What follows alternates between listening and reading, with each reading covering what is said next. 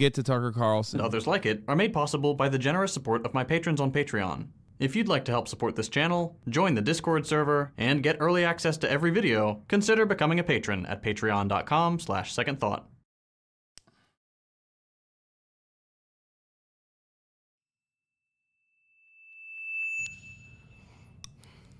Loneliness. Loneliness. American epidemic. Epidemic of loneliness. Actually hurts you more than smoking cigarettes. Debilitating levels of Loneliness is killing me. Loneliness. If you've watched Bo Burnham's Inside, you've heard about it before, and experts say it's as Smoking. It's so cool. bad as eating 15 cigarettes a day. But what is loneliness really? And is it a problem? The answer to both of those questions is yes. Because loneliness is a problem that has existed behind the shadows for too long. And I came to realize this when I first began my tenure as Surgeon General, and I traveled the country and would talk to people who would tell me that they were lonely, but they wouldn't use that word. They would say things like, I feel I have to carry all these burdens in my life by myself, or I feel if I disappear tomorrow, nobody would care, or I feel invisible. Don't feel anything. Right, and it turns out that millions of people struggle with loneliness. So when you dig into the data, what you find is that about 1 in 2 adults in America was reporting levels of loneliness, and these numbers are even greater among kids. But what you also find is that loneliness has serious effects on our mental health and our physical health, raising our risk for depression, anxiety, and suicide, but also increasing our risk of heart disease, stroke, We're gonna test if this is a dementia, poop and premature bark death. or if it's a I'm bored Loneliness bark. is a massive problem that's only gotten worse. We know this because earlier this year, researchers published this paper. And these are the graphs they came up with. Using a national survey tracking people's habits on random days for 17 years, researchers found that between 2003 and 2020, people started spending a lot more time alone and a lot less time with friends, family, and acquaintances. Like you heard the Surgeon General explain earlier, that's a big deal. It's not like people are a little lonely so they feel sad for a bit and then happy for a bit and it all kind of evens out. We're spending a lot more time alone, which is bad for both our mental and our physical health. Everything from depression to dementia to heart disease gets worse the lonelier we are, and the data shows that's an increasingly large number of us. And while the pandemic brought this into focus and made things even worse, the researchers behind this study stressed that these trends were already there well before COVID started. We've been on this path for a while. So who do we blame? Smart. We talked a lot about the phone. We talked about the way technology has changed our lives, made us a little more insular, even though we're connected in digital ways. And technology has utterly transformed how we interact with one another. Now, look, tech can be good or bad. They can help us or hurt us. Technology has transformed the way we live and work now, where these connections are happening on Zoom, online. Phones. Could you stop that? Smartphones. In a lot of the interviews and public addresses you've probably seen about the loneliness epidemic, phones, social media, and technology in general get blamed, taking up a lot of airtime. And don't get me wrong, social media definitely has a bad effect on our mental health. We've known this for a really long time now, and just about every study we've ever done confirms it.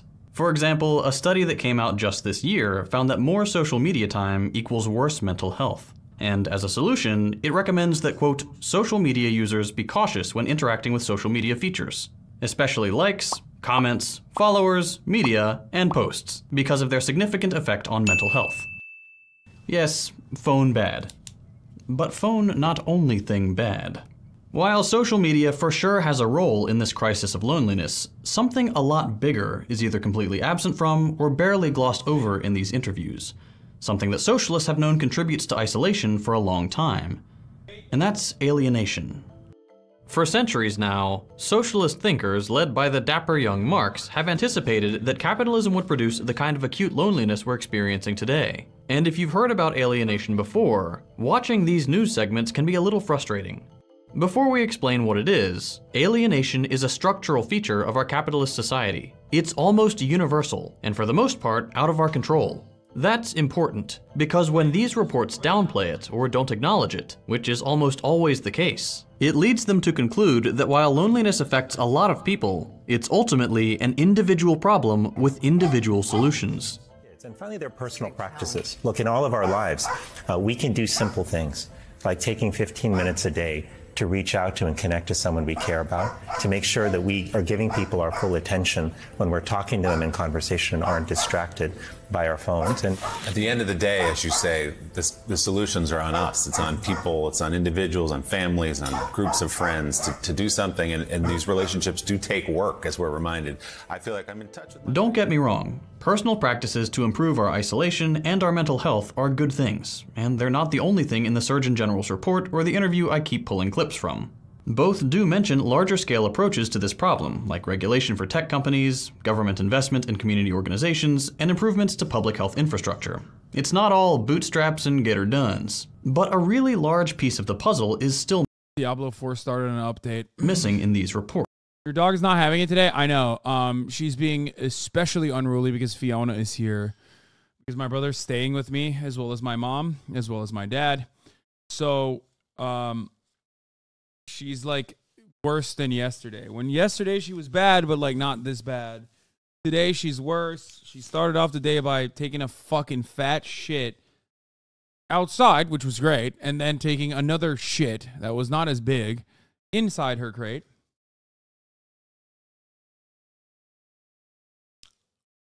Okay.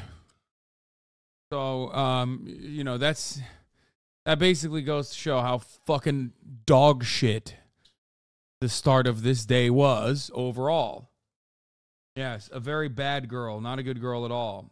Did she go out just now? Yes, she did. She did not poop. She peed. I'm going to give her water now that she has calmed down. Does she want to play with Fiona? Yes, but she's not allowed to because I'm not going to let her. That kind of doggy play needs to be completely fucking organized and completely monitored. There's no doing that on your own. At 6 months, it will become worse. I think at that point, she'll be fine. Yeah, you can fucking get mad all you want. I'm a goddamn ruthless authoritarian, okay? This fucking demon is slated to be like at least 75 pound plus. She's already almost 30 fucking pounds, and she's not even 4 months old yet. You think I'm gonna let this fucking chomping monster behave in the fucking way that she wants to? Are you out of your goddamn mind? Yeah. No, it's not happening, okay? This is already a very smart dog, which is already fucking annoying. I'm gonna do all of the right things to do. Monitor every single thing that she does. Make sure that every single part of her life is restricted, limited to my fucking desires. Because I don't give a fuck what anarchists think. Dogs are not fucking humans, okay? They need structure, they need organization, and they need to work on your schedule. They need a job as well. Okay? She needs to be trained like a fucking like a foot soldier. You are like a micromanaging chatter. Yes, that is precisely what you're supposed to do to dogs. Anything else outside of that, anyone that claims that that's not how you're supposed to raise a dog is wrong. And their dogs, they either got very lucky and you know, had like a dog that demonstrates good behavior on their own volition, or they just have bad fucking dogs that they don't even realize it, and they constantly ask themselves, why does my dog do this thing that I don't want them to do? The entire point of, when you find yourself asking that question, that means you haven't properly trained your dog. Okay?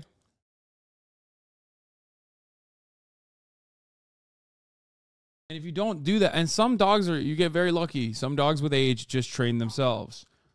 But yeah. Exercise, discipline, affection, in that order. Eggs, precisely. Precisely.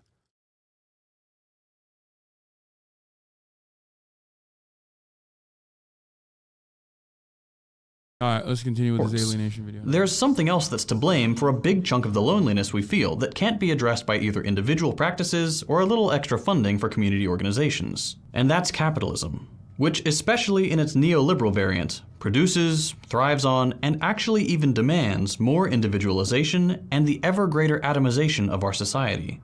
Let me actually explain alienation. You'll see what I mean. On the economic front, capitalism is a commodity production system. That's the engine that keeps things running.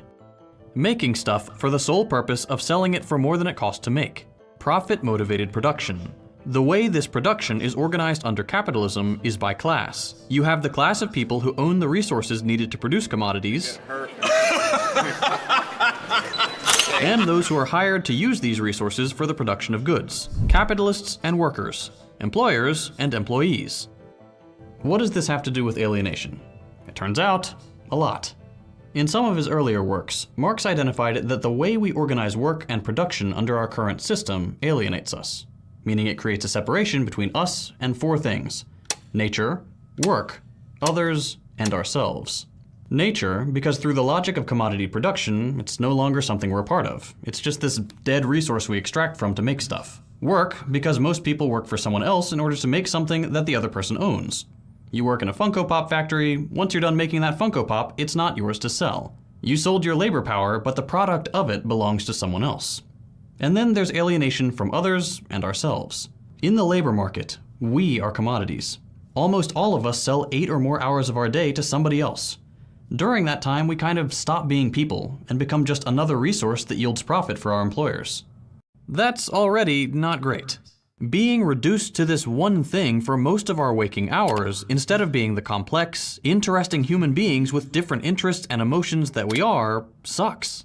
We're expected to just turn that off and compartmentalize while we're on the clock. We're interchangeable in the eyes of capital, and it's why so many people relate to the idea of being just a cog in the machine. That feeling of alienation is miserable and isolating. But it doesn't end there. Like, what about all the other cogs? As commodities in a competitive market, we're constantly pitted against one another, whether that's for job positions, promotions, or layoffs. There are always fewer jobs than people to fill them. And while you can be friends with your coworkers, in the back of your mind, there's always going to be a little voice that says, if the boss ever wants to fire someone, you'd rather it'd be them than you. Social cohesion is harder to come by in this zero-sum competition that decides if you get to eat this month. Also, when, in spite of the odds, solidarity and compassion do get realized in the workplace, and it takes the form of a union, capitalists are merciless in their efforts to turn workers against one another. Teamwork and collaboration are one thing, but solidarity terrifies them. Of course, real life is less binary than this. We make friends on the job, our boss can be a real-life nice person.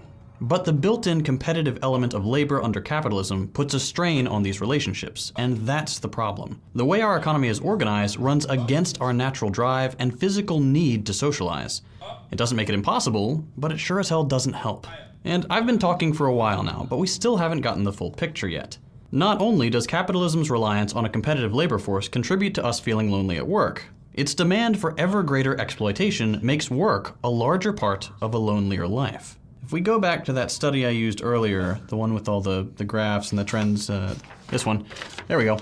If we go back to this study, one of the main conclusions, literally the first line at the top of the page in this big highlighted box, says, quote, hours worked per week emerged as a structural constraint to social connectedness. In normal words, you work more, you feel lonelier. Rise and grind. All men are created equal. Some just work harder. Now, if you want to be broke for the rest of your life, keep doing what you're doing. But if you want something different in life, you gotta do something different. You gotta go all in. Your boss will always be trying to make you work more and pay you less. That's one of the main ways they increase their profits. If they do that by increasing your hours without touching your salary, you now have less time to socialize. If they do it by keeping your wage the same but reducing your hours, you now have less money to spend on leisure. Someone with a higher income may be able to pay for someone else to do their chores, while someone earning less has no choice but to stay home and do it themselves. Regardless, in either scenario, what decides how lonely you are is the threat of poverty keeping you at your job, and your boss taking advantage of that to either make you work more or pay you less. They can't afford to care if that makes your life worse. They need to be profitable. And if you're lonely because of that, that is not their concern. And all this is before we even get to the neoliberal part of the equation. You can add neoliberal culture and politics to these economic factors inherent to every iteration of capitalism. Neoliberal culture values things like self-reliance, rugged individualism, disdain for the poor and unfortunate, And of course, neoliberal pundits are constantly hammering on the myth that meritocracy is real, even though you can accurately predict a baby's future salary using only the zip code they're born in, their race, and their gender. And on top of the rhetoric, you can add How come I never say any of this stuff? Because I am fake. I love capitalism. You got me. That's why. Liberal policy. I famously believe the opposite of what Second Thought believes. I went on his podcast, Deprogrammed, because I hate him. And I wanted to out him as a commie, which I have an ideological issue with. Things like defunding social institutions, like schools, which are then forced to cut their arts and after-school programs. Or defunding public health institutions, where loneliness and other mental health difficulties could be treated. Or deregulating work, so your boss can work you longer. Set aside loneliness for a second and think of mental health more broadly. How many sources of anxiety, stress, suicidality, depression, anger, and misery do you think could be avoided if we used all the empty houses at our disposal to guarantee people a home, instead? I don't know about that, but you can avoid the top of the hour ad break with just a simple $5 a month subscription, or a free one in the form of a Twitch Prime, or by getting gifted a sub, you know what I mean?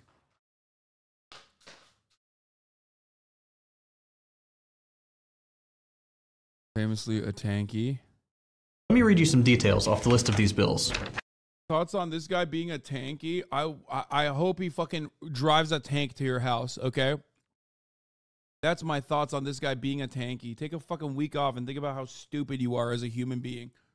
I don't know what this video is. It's probably, you know, that was just a weak moment. I don't agree with anything this guy's saying, okay? I do agree with the top of the hour ad break, though, because I love capitalism. And that's the, you know, that's the best and only way to do capitalism is by serving ads at the top of the hour.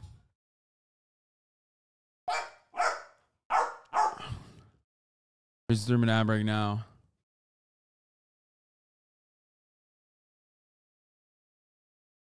Get back to the Second Thought video. This dummy got bored, couldn't solve the puzzle, and is now just fucking freaking out again. What am I supposed to do? What am I to do? What am I to do with this fucking weirdo, dude? What am I gonna do with this, huh? Instead of sitting on them until they turned a profit.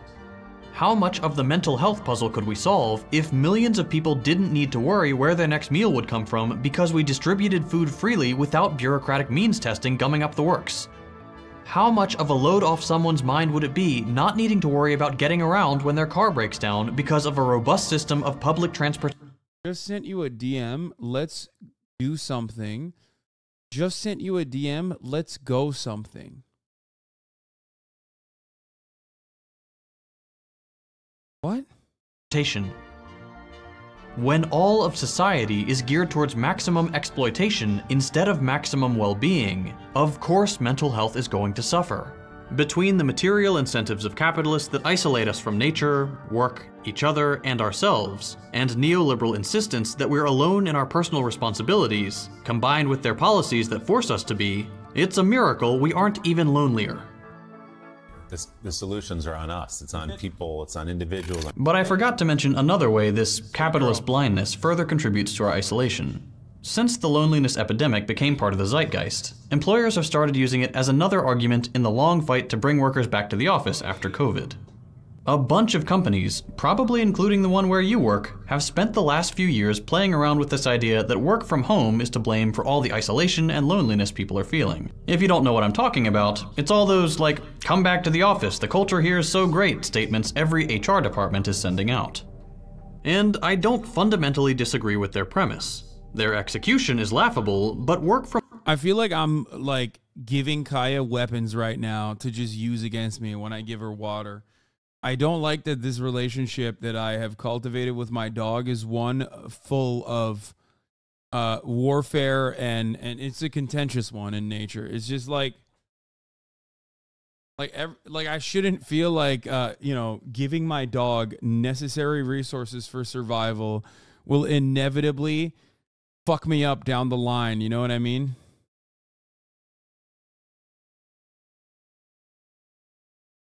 from home can be lonely. However, that doesn't mean going to the office is necessarily better, nor is being forced back the solution people want. We want our work to be less isolating, more meaningful. We want more time out of work to socialize. Most people want some amount of flexibility so they can stay at home part-time and go into the office every once in a while. We want to have the power to put our social lives and our needs before profit maximization. Most people want the ability to have a say in how policies are decided. But bosses don't want that. They want absolute control. This is not an employee choice. They don't get to choose their compensation, they don't get to choose their promotion, they don't get to choose to stay home 5 days a week. I want them with other employees at least 3 or 4 days. We've told people we expect them on May 17th, 1 or 2 days a week. Get used to it, get your head wrapped around it. Fucking demons, dude. Demon-like. There's something very openly demonic about the way that they deliver this information. I can't be the only one seeing that. Get your head wrapped around the fact that we may, if we can, the legal issues about requiring vaccines, but by mid-July, 50% will be back in. Obviously, capitalists think working from home means working less. They already have a ton of surveillance tech on people's computers to police you at home. But of course, that's obviously not as good as putting you in an open space where everyone's eyes are on your screen, guilting you into never taking a break. That's why they're always talking about returning to the office. They don't care about loneliness. They care about their bottom line and power. They want to regain the control they lost when you stopped being in their line of sight 8 hours a day, 5 days a week. None of these guys are doing interviews saying, we work our people too hard and research shows that's making them lonely. We should really tone it down. No, they just want to tell you what to do and make sure you do it. Or, you know, they're real estate moguls and they're losing money with all these empty office spaces. Here's the thing. When we don't talk about all this, about how overwork, exploitation, and our disgusting politics of rugged individualism profoundly affect loneliness, we open the door to capitalists and their rhetoric. If we don't talk about work, they will, and they get it exactly backwards. And they do. They'll take this loneliness epidemic, this massive detrimental problem to our society, this thing that's making us miserable and literally killing us, and use it as an argument for more time in the office like they're doing us a favor. Don't fall for it. The roots of this problem go far deeper than they will ever acknowledge. And before I cut this video off, I want to reiterate something. If you know or suspect a friend is having a hard time with these feelings of loneliness, please reach out to them. And if you're experiencing loneliness yourself, please reach out to someone in your life, or a medical professional, or someone on the other end of a warm line to talk about it. Even with all this structural pressure around us, there is help available. It works, and you can overcome this. You are allowed to and deserve to feel happy. We need more connection in our life, and that's how I want people to think about this. Loneliness is not a source of shame. It's like hunger or thirst, a signal that our body sends us when we need something for our survival, and that's social connection. I mentioned at the beginning of this video that my channel is only possible thanks to my patrons on Patreon. Another banger video from Second Thought. Bro, I'm lonely, but I have the Hasanabi chat for company Hasug. No, you guys need more than that. A sense of community from an online space is one thing, but it's not enough like mental and emotional stimulation. Like, you need human beings in your life, okay? You do. And I don't mean that in a fucking workplace environment. I do not mean you need human beings in your life that are fucking, you know, that are talking to you at the water cooler. Oh, she clapped the second one too. Good job, Kaya. Good job. Good job. Good job. Going. Don't, no, go keep going. Oh,